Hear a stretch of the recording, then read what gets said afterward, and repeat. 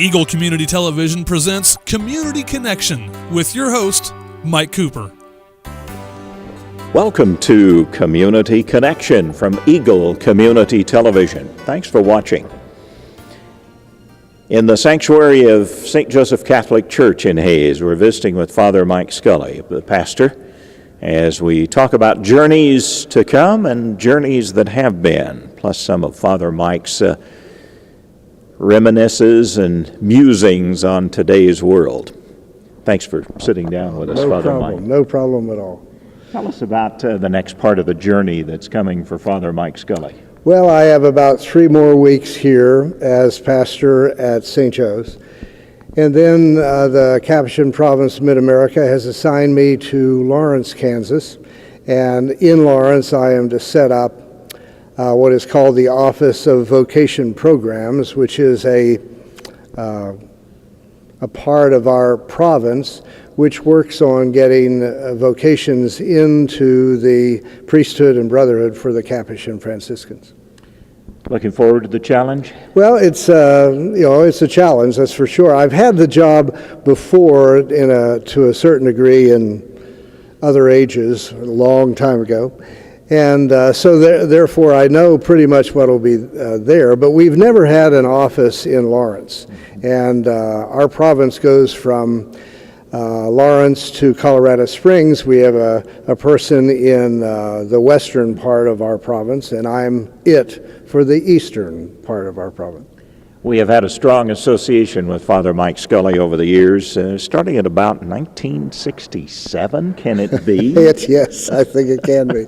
I came to Thomas More Prep, at that time St. Joe's Military Academy, in 1966, and have been there off and on and doing other stuff, and then coming back. And so I've always looked at Ellis County, Hayes here, as a sort of a home.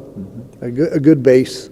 And in addition, of course, to being pastor at St. Fidelis Catholic Church, Victoria, and of course TMP Marion as principal for a time, you were also for a time in Denver. I was. Our province of men elect what they call a provincial, which is the leader of that group of people, and I was elected in 2001 for 6 years to become the provincial. So I was in Denver at that time, and then when I came back, I went to St. Fidelis and then here. Each of those stops, Father Mike, has probably not only instilled its own memories, but also some reminiscences. Talk about some of those that are highlights over those years, if you can pick a few for us. I haven't done a whole lot of preparing for this, and if I did, I could probably talk forever on some of those reminiscences, as you say. Oh, in that first part, when I was here, the school of becoming St. Joe's Military Academy to Thomas More Prep, and then Thomas More Prep to Marion High, were, of course, very, very great moments in my life, and I was a very big part of all of that.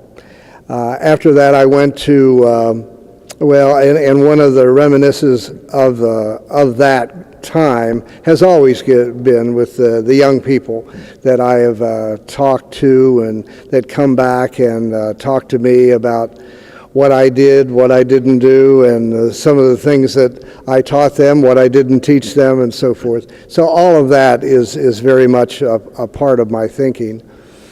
After that, I did spend some time in vocation recruitment in Kansas City, and I went also to St. Fidelis for the first time over there back in the 80s or so.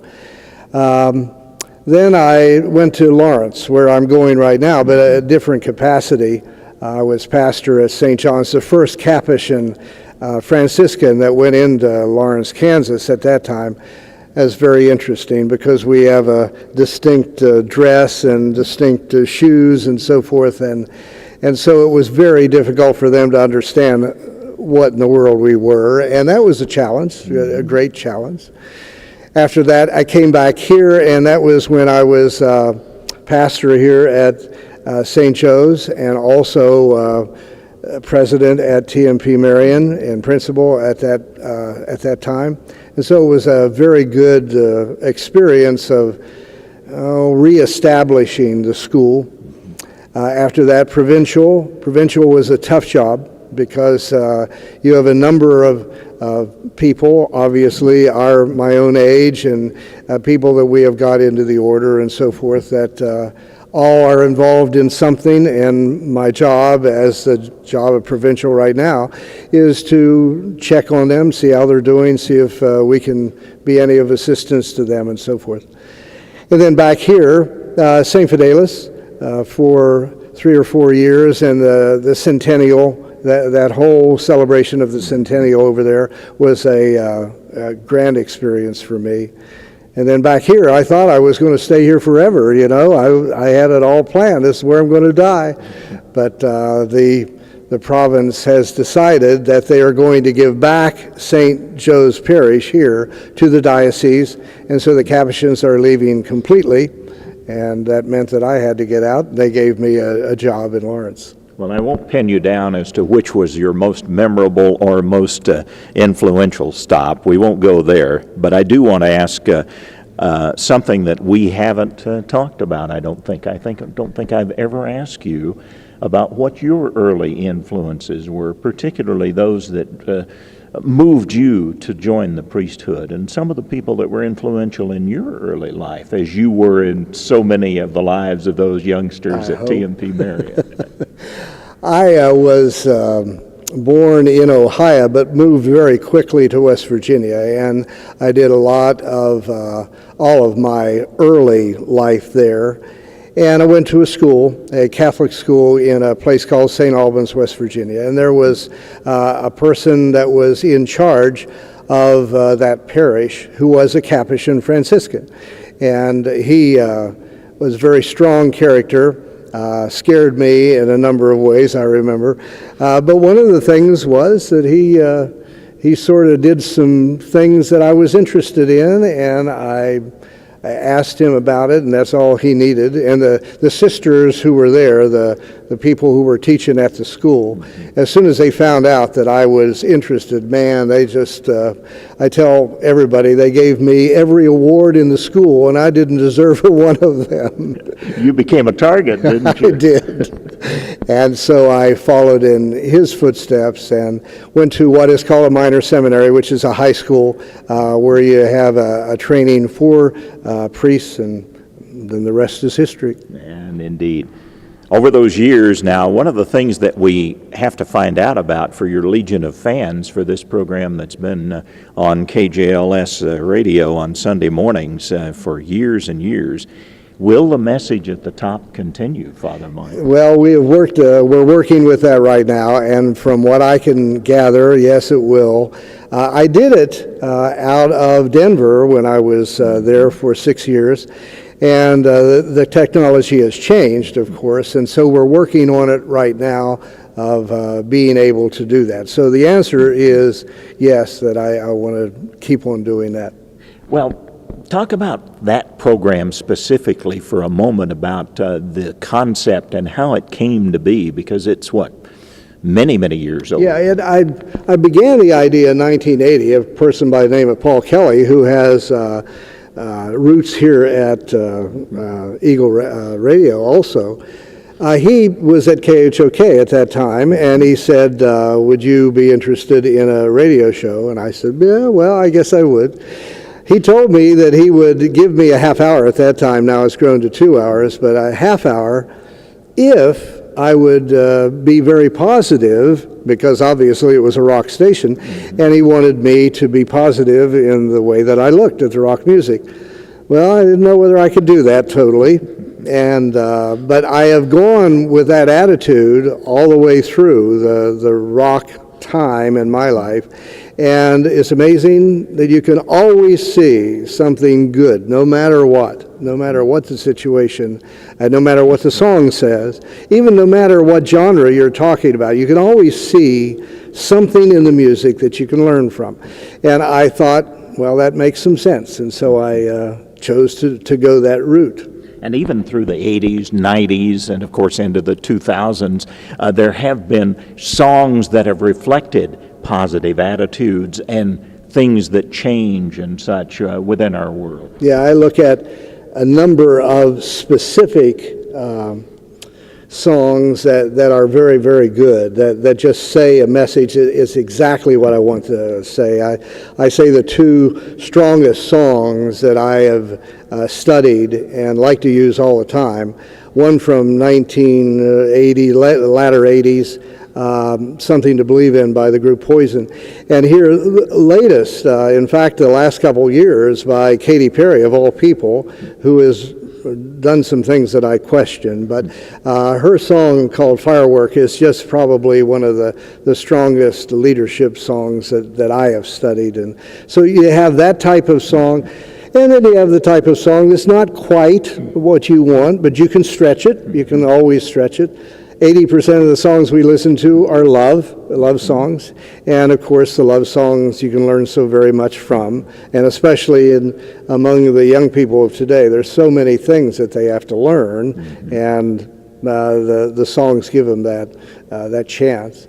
There are only a couple of songs that I have found to be so negative that I wouldn't use them, mainly because of the language, and KJLS out there, KHOK at that time too, would not play them, so I didn't have to worry about them being on my playlist. Going to be some tough times ahead for Father Mike Scully and the parishioners at St. Joseph Catholic Church as the final days wind down, but you're going to have to stand and give the final homily and give that message. Give us a little preview of that message, Father Mike. Have you started working it out in your head yet? Well, I worked out a number of things in my head. What the province is doing is, again, moving me before we give this back to the diocese.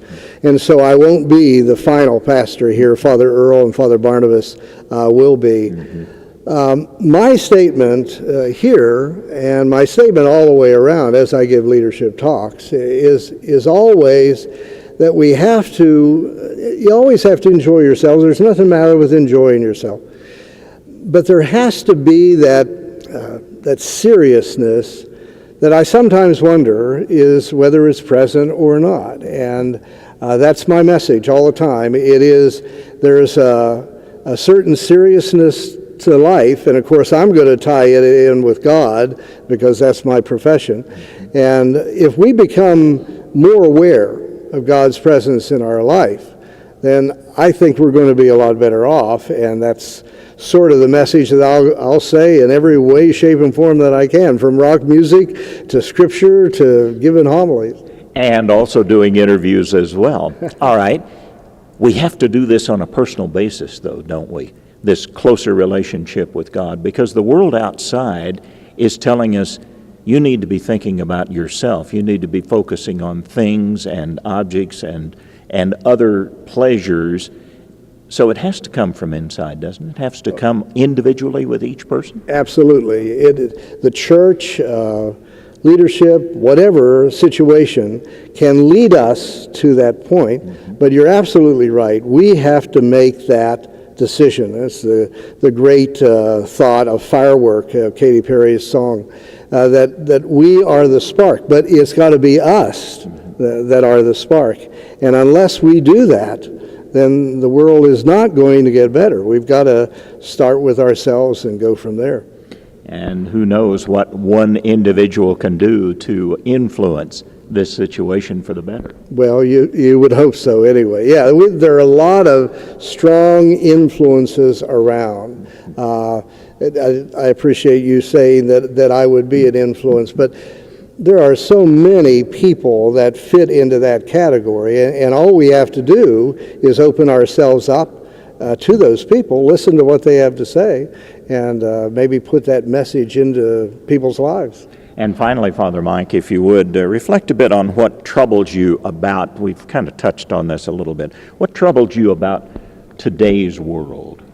Yeah, what troubles me is basically that lack of, and for me, of course, as a clergy person, it's the lack of God in our world. I have such a difficult time with the way that that is presented. Not only in a church setting, people do not really understand the importance of God, even though they come to a church like this.